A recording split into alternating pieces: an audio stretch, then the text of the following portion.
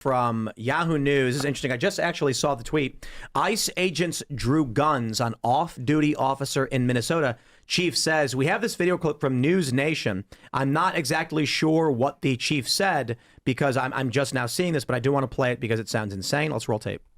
Good morning, everyone. I'm Mark Ruley, Police Chief of the City of Brooklyn Park. Behind me is a bunch of amazing police chiefs that are here in support of a very short but very important message that we want to share with you. What you won't hear from any of us today is rhetoric of abolish ICE or that there shouldn't be immigration enforcement. The truth is, immigration enforcement is necessary for our national security and for local security. But how it's done is extremely important. In fact, we have a long history of working exceptionally well with our federal partners, including ICE agents, and we have seen the best of them perform their job extremely well in the past. With that said, recently, as the last 2 weeks, we, as law enforcement community, have been receiving endless complaints about civil rights violations in our streets from U.S. citizens. What we're hearing is they're being stopped in traffic stops or on the street with no cause and being forced to demand paperwork to determine if they are here legally. As this went on over the past 2 weeks, we started hearing from our police officers the same complaints as they fell victim to this while off duty. Every one of these individuals is a person of color who has had this happen to them. In Brooklyn Park, one particular officer that shared her story with me was stopped as she passed ICE going down the roadway. When they boxed her in, they demanded her paperwork, of which she's a U.S. citizen and clearly would not have any paperwork. When she became concerned about the rhetoric and the way she was being treated, she pulled out her phone. In an attempt to record the incident, the phone was knocked out of her hands, prevented her from recording it. The officer had their guns drawn during this interaction. And after the officer became so concerned, they were forced to identify themselves as a Brooklyn Park police officer in hopes of slowing the incident and de-escalating the incident down. The agents then immediately left after hearing this, making no other comments, no other apologies, just got in their vehicles and left. I wish I could tell you that this was an isolated incident. In fact, many of the chiefs standing behind me have similar incidents with their off-duty officers. This isn't just important because it happened to off-duty police officers, but what it did do is we know that our officers know what the Constitution is, they know what right and wrong is, and they know when people are being targeted, and that's what they were. I'm going to tell you right now, this is what war looks like. The conservatives are going to say ICE is justified because we've had 20 million illegal immigrants, and we are trying to get the worst of the worst out of the country.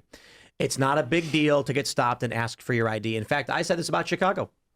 I saw the DHS guys walking around Chicago when they came out, earlier in the year, and I said, I'm for it. My worst case, what they're going to stop me and say, "Sir, do you have your ID?" I'd say, "Absolutely, officer. Here's my ID." And they'd say, "Thank you." And I said, "Keep up the good work, boys." It's all that would happen. Yeah. There's certainly a lot of people that I never understood this. I certainly get you don't want your civil rights violated, but a cop stopping you and within reason, saying, "Excuse me, we're concerned about certain criminal activity in the area. Do you have an ID on you?" It's sure. I understand, however, in certain circumstances, I'd also be like, "Am I being detained? Am I free to go?" Because not necessarily don't just trust the government, right? The problem is largely conservatives view this effort as going into a jurisdiction filled with fraud, crime. The fraud is off the charts. Just the crime is off the charts. And so they want this to happen. I certainly think, as I said last year, that ICE needs to be 200% above board. They should be wearing khakis and polo shirts as they conduct these operations because it's going to be weaponized against them. Trump will lose the election in the midterms if it looks scary to regular people. Yeah. That being said, conservatives will largely defend it and say, look, if you're a cop and they come up to you and ask for ID, why are you fighting with them? Why would another cop, she could say, certainly I'm an officer with the, what was the name of the city? Brooklyn Park. Brooklyn Park. I'm with the Brooklyn Park police. I got my badge and ID on me. I'll grab it right now. You know what it's like to be a cop. You know what happens when someone's coming and asks you questions, and you're a cop. What are you worried about? Liberals are going to say, This proves they're Gestapo. The police are even complying. But the one thing that matters, your opinion on it, immaterial. The police have come out and issued a statement against federal law enforcement, expressing the conflict and the division. This, in my view, I don't see a path towards de-escalation unless Trump does some kind of insurrection act, goes in and then assumes domestic law enforcement operations. You are going to see more local law enforcement coming out and escalating the division between federal and local law enforcement. You have to do the calculation here. If the whole purpose of this ICE operation is to reduce harm by removing bad people, and the way you do that is by creating even worse people that will fight you even harder than what those immigrants might have done. Then it's a failing Desperate operation. times call for desperate measures, Ian. Okay, like they're doing their thing for a reason. Ooh, but if you can get your enemy to become desperate, you've got them where you want them. I reject the idea that this is worse than the crimes that are being committed by the criminals. Agreed. Okay, so right off the bat, but I do think that if ICE is being this heavy-handed. Not that I have any kind of serious moral problem with people showing the police their ID or law enforcement their ID, but the fact that the police chief is getting on TV and talking about it, to Tim's point, it is really bad for optics. And I do think that this is something that the administration and the DOJ really need to be careful about. Just the optics of this is bad. You don't want to have this as something that's in the front of people's minds. It's bad enough that to deport people and wrap them up makes ICE and DOJ look like they're using too much force, particularly because the left's going to do whatever they can to make it look like they're using too much force. They're going to go out there and they're going to try and inhibit the activities and stuff. So it's bad optically, and so that they should avoid it just for that reason. The problem is the Republicans are not evil enough. And what I mean by that is PR games are the easiest games to play unless you're an honest person. Because you hear a story like this and the left is all freaking out. The only thing you need is for look, they got, Bovino, is that his name, right? Greg Bovino, yeah. Yeah, Greg Bovino. And they're decked out and they look like warriors, right? And I don't mean that as in a derogatory way. I mean, like, they look like they're out there to do the fight. That plays really well with a certain base of people. But you don't need to do that to play well to a base of people. You can have a guy go on camera and do a press conference and say, that woman was attempting to assault officers. This is an outrage. My point is this. They don't lie. Mistakes get made. ICE is heavy-handed. And then they get called out and they go, well, and people in the comments say, but she was obstructing and things like that. If Trump really was evil, if the DOJ and ICE were really evil, they would be pulling off false flags. The things that would be happening. Here's what an evil empire administration would actually do. And I'll tell you, because you know it, because you've seen it. Remember Gulf of Tonkin? If Trump was actually trying to assert control and do whatever he wanted, he'd have a couple of ICE agents get brutally murdered. False flag attack. That's what Operation Northwoods was about. The U.S. government has a history of feigning the victim, attacking itself, and then flying a false flag and blaming their enemies. Not happening. Not happening. Literally, ICE is going out there heavy-handed. The liberals are complaining about it, and the DHS is carrying on. So they can either play it straight, pull back, and say, we got to make sure every interaction is so far above board, that this doesn't happen. Come out and give a reasonable approach and say, these things happen in law enforcement operations, and for that we apologize. We will do better. This is about enforcing the law. With thousands of officers trying to find thousands of rapists and murderers, sometimes these things will happen. Trust us, we're on your side. That's the appropriate response. Yeah. If they were evil, they just come out and make up stories and lie and do whatever they wanted. And this just radicalizes everyday people more who aren't really tapped into what's going on, people who perceive this as scary. And that's why you're getting things like, did you guys see the woman who was trying to intercept ICE officers when they were actually trying to carry out like a pedophile sting operation? Yeah. It's insane. There's a video of a woman crying. Yeah. And the cops went to a house where it's the known address for two wanted pedophiles.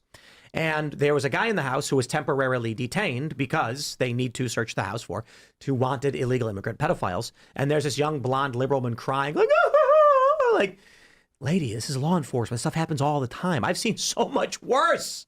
It's insane. Yet they perceive Oh my God. the ICE officers as worse than detaining pedophiles. Like, not just illegals, but illegal Well, the guy who was detained was pedophiles. not a pedophile. Right, but to go into their house to obstruct the actual Right. operation. They're just these people live in a fictitious reality. They are deluded because the media tells them it's the Gestapo Nazis here.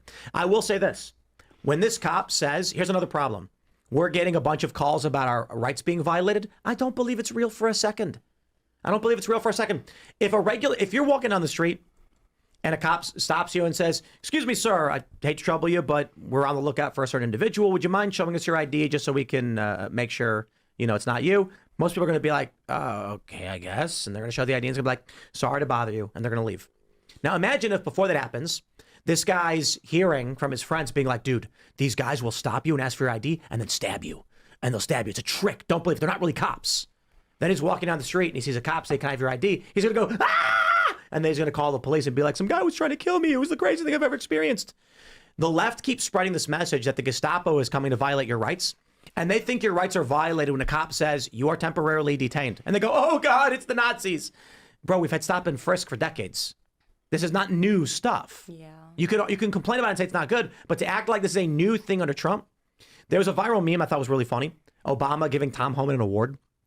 And it was like, 2012, Obama gives his, head of immigration or whatever, enforcement, an award. 2019, Trump does the same thing.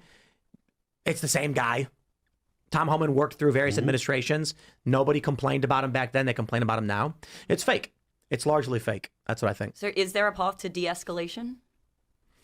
My concern is the people who are largely uninitiated, which there are very few still, but also there is the initiated center lane, the Rogan crowd, we can call it, right? Joe Rogan's a regular guy. He does comedy, but he does some kind of politics. And there are people who watch his show and they voted for Trump, but they're not super political. I don't consider them uninitiated because they are listening to the news. Uninitiated people are few and far between these days, but they're people who are like, I don't know anything about news. I don't watch. But these people are going to get scared. And there's going to be a question that they pose in their minds. First, who is the craziest? Well, for a long time, it was the left. Violence, riots, wokeness, child sex changes, and that freaked them out. Then the question was, who's going to win? And the reason why the woke got away with it was because the fear was they had all the power. So the middle of the road people were scared to say things. They were like, if I speak up, I'll get fired from my job. Yeah. Well, then it started to become more and more apparent that the anti-woke, those were calling out the insanity, were winning. So the middle of the road people finally came out and said, you know what? I agree. This is insane. It needs to stop. Now with ICE going out, new optics are emerging. People are getting freaked out by guys in masks with guns going door to door and arresting people, and the narrative about Nazis and Gestapo, and Trump losing. So the questions are once again posed in the mind of the normie. Who's crazy? And they go, well, these ICE guys going around like that lady got shot. That's crazy. I mean, even if she was driving into him, she wasn't trying to kill him. And that's nuts. They're freaked out. Then the question is, who's going to win? Doesn't look like Trump's going to win, especially with the redistricting efforts.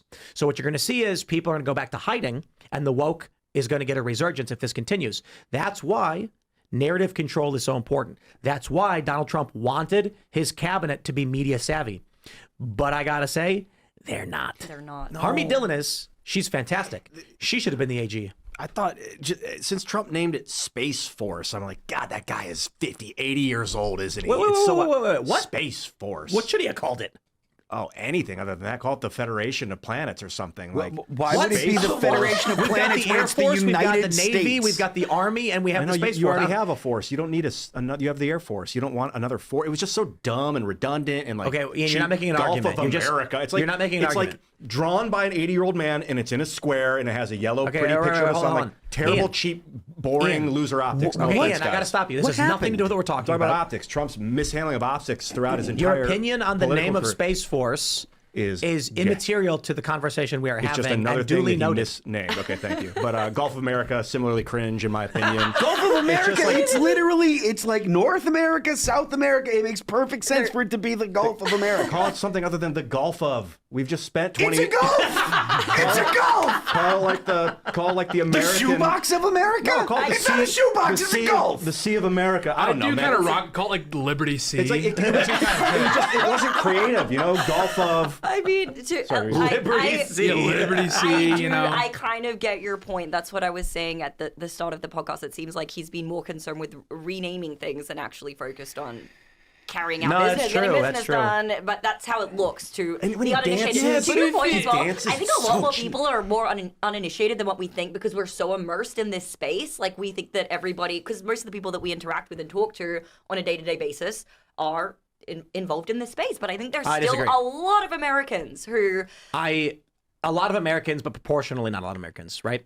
So a lot could be a couple, 10, 20 million, and we're like, there's a lot of people who don't, but that's less than 10%. I go out on a daily basis, and it is, I'll put it like this. The Epstein stuff plays well in the Beltway, but for regular people, they're like, man, I'm just concerned about the price, economics, but very few people I interact with don't have,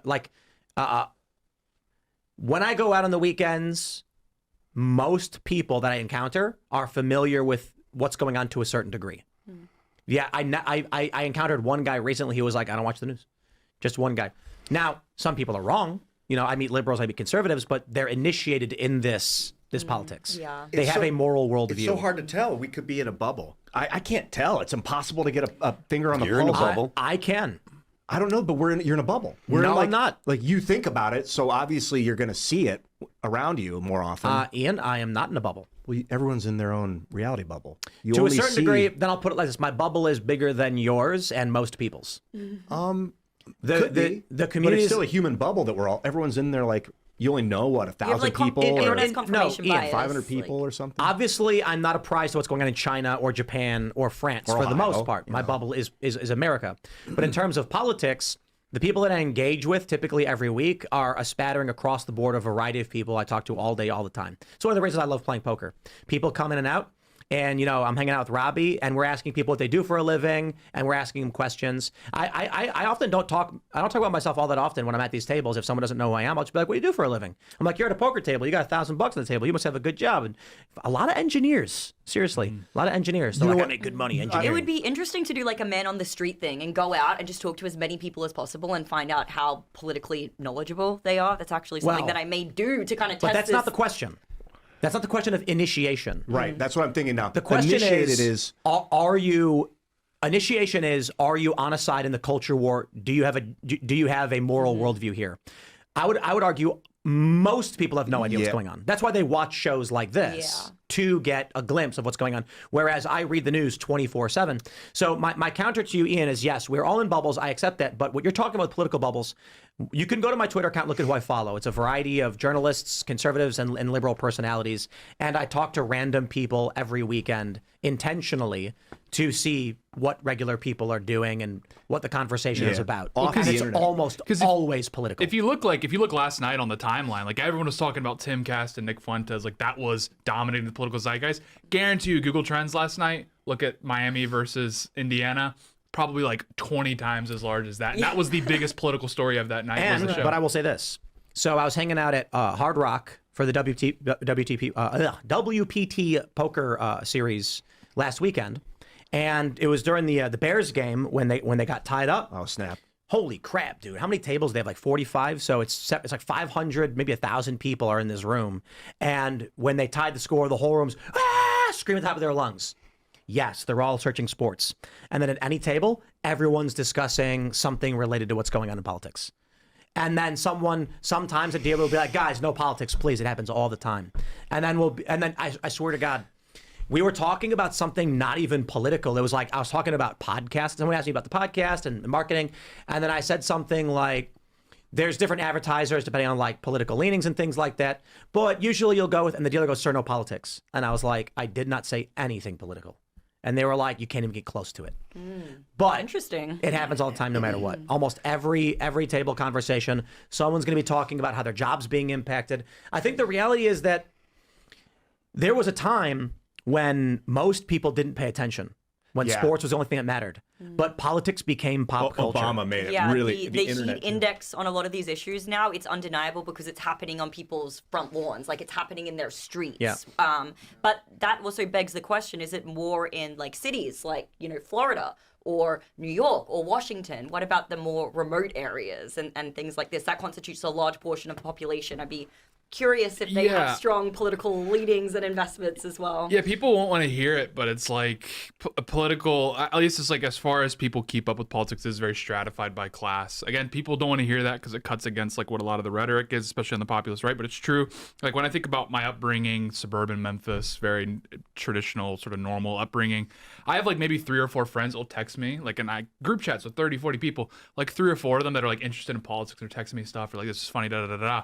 Compared to like when I lived in Manhattan, every single person that I know from my time in Manhattan, liberal or conservative, is like constantly texting me different things or trying to argue with me, and I get blocked Right. pretty quickly. But Yeah, but like it's true. I think to a degree, like the yuppie class, so to speak, or whoever sort of supplanted them, is like the most politically involved. Thanks for checking out this clip from Timcast IRL. Make sure to watch the show live Monday through Friday at 8 p.m. Subscribe to this channel, and we will see you all there.